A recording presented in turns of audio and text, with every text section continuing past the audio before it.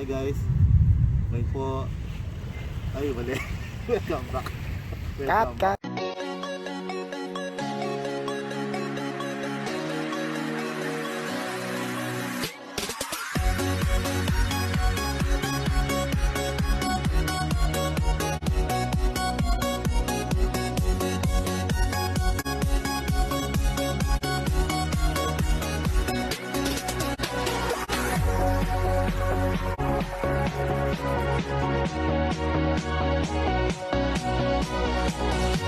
Meanwhile, Hi guys. Welcome back po sa aking YouTube channel. For today's video po, nandito naman po kami ulit sa Dolomite. Kung mapapansin nyo, walang araw kaya magandang mag-relax dito. Papakita ko namin sa inyo ngayon sa video na ito na maganda po yung Dolomite. Kung maganda, kita nyo naman ang linis, parang nasa Boracay. Pero hindi rin po natin may iwasan na may mga dumi. Ipapakita ko namin sa inyo yung mga dumi.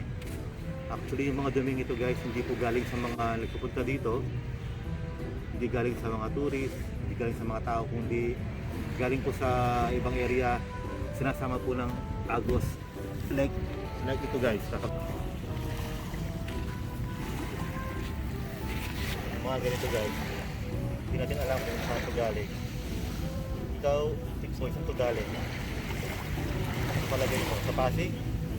Wala rin akong alam dun eh. Mutaglili yata yan. Ito, tingnan mo guys dito, ang dami dito.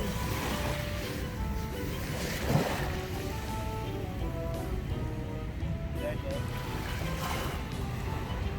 Meron din. Yung isang araw, mas marami pa to guys. Mas marami pa to ng isang araw. Hindi rin kinakaya ng mga nagtatrabaho dito, kaya ganoon din ang sitwasyon dito guys sa Dolomite. Lalo na kapag may mga bagyo. After ng bagyo, pag pupunta mo dito, mas marami pa yan guys. Marami. Andun pa oh. Okay.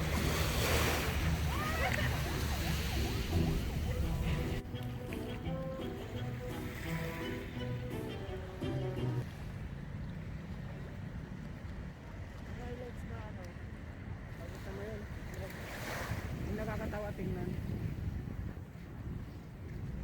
Pero mali yata yung